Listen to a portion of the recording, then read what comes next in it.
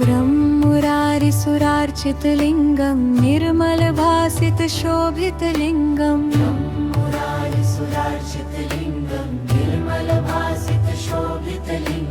जन्मज दुःखविनाशकलिङ्गं तत्प्रणमामि सदा शिवलिङ्गम् ब्रह्मुरारिसुरार्चितलिङ्गं निर्मलभासितशोभितलिङ्गं